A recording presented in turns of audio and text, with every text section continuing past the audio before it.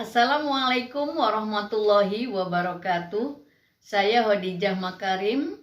Topik kita kali ini adalah perbedaan metode dan teknik penelitian.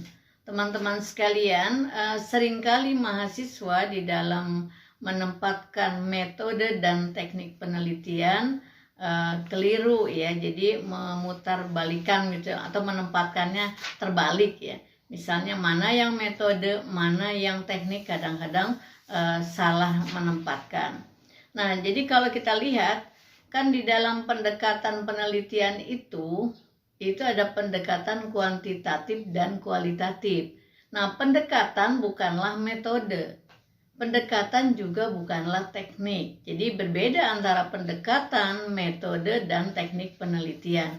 Jadi masing-masing punya fungsinya sendiri-sendiri ya. Nah, sekarang kita lihat kalau metode itu adalah jalan yang harus ditempuh, ibaratnya ya begitu. Ibarat jalan yang harus ditempuh untuk mencapai tujuan. Jadi berupa prosedur penelitian yang akan kita tempuh itu seperti apa. Itu yang dimaksud dengan metode. Jadi kalau kita lihat menurut Kamus Besar Bahasa Indonesia, metode itu adalah cara teratur yang digunakan untuk melaksanakan suatu pekerjaan, itu metode.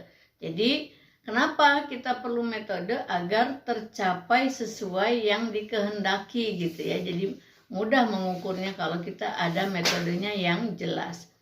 Nah, bagaimana dengan metode penelitian? Ya, metode penelitian adalah cara ilmiah untuk memperoleh data. Jadi di dalam memperoleh data itu kita harus menggunakan cara-cara yang ilmiah. Kan metodenya jadi disebut metode ilmiah.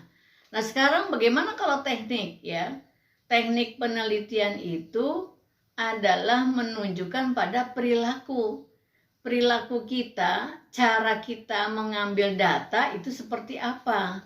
Jadi kalau tadi metode itu adalah menunjukkan jalannya, menunjukkan prosedurnya untuk mencapai tujuan, lalu caranya seperti apa gitu ya. Jadi seperti itu. Jadi kalau caranya maka disebut teknik.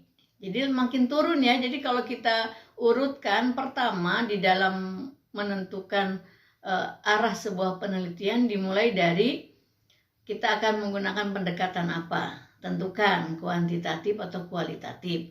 Lalu turun, akan menggunakan metode apa. Nah, kalau sudah ditentukan dan dipilih metodenya, lalu akan menggunakan teknik penelitian apa gitu ya. Jadi seperti itu. Jadi masing-masing punya fungsinya. Sekarang kita lihat teknik di dalam memperoleh data ya. Ada beberapa, banyak lah ya kalau kita mau misalnya sesuai dengan program studi masing-masing, kemudian sesuai dengan jenis penelitiannya. Tapi pada kesempatan ini saya ingin sampaikan teknik itu ada 4 lah ya. Jadi kesimpulannya kalau kita bicara teknik itu sudah berbicara tentang cara dan alat ya. Jangan lupa itu sudah spesifik jadinya. Ini adalah yang terdekat dengan bagaimana kita mendapatkan data. Nah, berikut saya sampaikan beberapa teknik penelitian yang terkait dengan macam-macam penelitiannya ya. Apakah teman-teman dari program studi ilmu-ilmu sosial ataupun ilmu eksakta. Kalau misalnya dalam ilmu-ilmu sosial, dalam kesempatan ini saya ambil teknik penelitian yang akrab di bidang penelitian ilmu-ilmu sosial. Yang pertama adalah observasi ya. Jadi observasi, kemudian yang kedua wawancara, yang ketiga tes, dan yang keempat dokumentasi. Itu aja dulu ya. Jadi kalau kita lihat yang pertama observasi. Teknik observasi itu adalah teknik mengamati, mencatat secara sistematis. Nah, supaya catatan kita itu, hasil pengamatan kita itu sistematis, jadi betul-betul fokus yang dibutuhkan saja, maka di dalam observasi kita membutuhkan pedoman observasi ya. Jadi observasi itu misalnya kalau kita misalnya buka pedomannya luas gitu ya, garis besarnya saja boleh, tapi itu tidak teliti. Kalau ingin teliti, sudah membuat pedomannya itu secara detail, tinggal di checklist gitu ya, dikasih tanda ada atau tidak dan sebagainya. Ya tergantunglah tujuan penelitiannya. Jadi apa yang dicatat dan diamati adalah fenomena yang kita teliti. Nah, jenis-jenis observasi itu banyak ya, di antaranya observasi alamiah, kemudian observasi partisipan. Jadi kita kalau yang alamiah non partisipan kita terpisah dari yang diobservasi. Kalau yang partisipan kita melebur ya dengan yang diobservasi, tapi subjek penelitian yang diobservasi tidak tahu kalau kita sedang melakukan observasi. Kemudian ada juga observasi itu buatan, biasanya untuk penelitian psikologi misalnya ya. Jadi dibuat dulu ya, dikondisikan, kemudian situasinya dibuat, lalu diobservasi ya. Kemudian banyaklah contoh-contoh yang lain, itu saya sampaikan 3 saja. Nah, apa yang diobservasi itu ada yang langsung, ada yang tidak langsung. Jadi kita mengobservasi langsung kepada apa yang kita amati, atau kadang-kadang kita ada perantara ya, tidak langsung ke pengamatan, tergantung situasinya. Kalau memang aman langsung ya kita lakukan langsung, kalau kurang aman ada observasi tak langsung, misalnya terhadap suatu peristiwa misalnya. Observasi jangan lupa bisa dilakukan berulang ya, tidak harus satu kali teman-teman mengobservasi. Kalau pertama kali belum dapat semuanya data yang kita butuhkan, kita ulang, terus diulang lagi sampai kita mendapatkan data yang valid ya. Jadi itu observasi.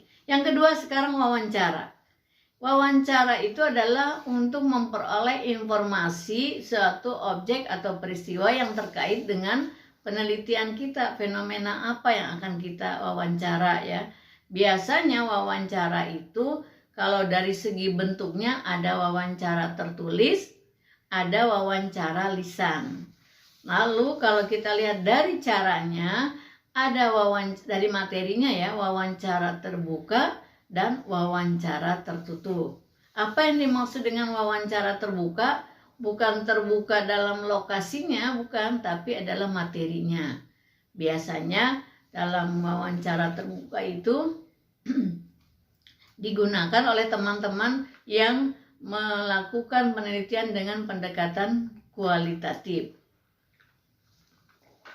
Nah, kalau wawancara terbuka biasanya menggunakan pertanyaannya itu apa sebabnya, mengapa, kemudian bagaimana, dan lain-lain yang menuntut jawaban luas dan mendalam. Itu wawancara terbuka.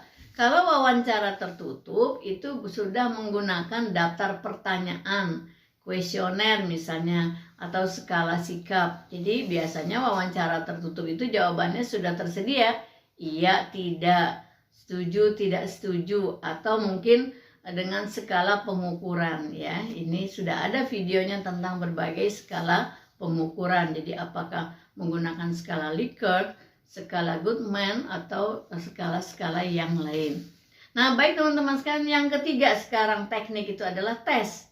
Teknik tes ini biasanya digunakan oleh teman-teman yang meneliti, diantaranya adalah penelitian psikologis ya.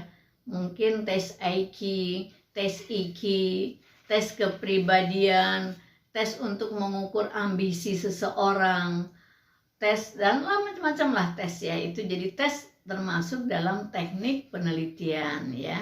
Jadi kalau misalnya bisa juga teman-teman yang meneliti tentang judulnya ada efektivitas misalnya menggunakan tes, jadi ada sebelum dan sesudah ya, jadi seperti itu. Atau yang R&D juga menggunakan tes ya. Sekarang teknik penelitian yang keempat. Teknik penelitian yang keempat adalah teknik dokumentasi.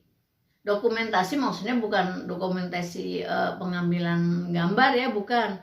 Dokumentasi ini adalah data yang sekunder, bukan data yang diambil dari respondennya langsung. Kalau kita memerlukan data lalu diambil dari wawancara dengan respondennya langsung, berarti itu datanya data primer.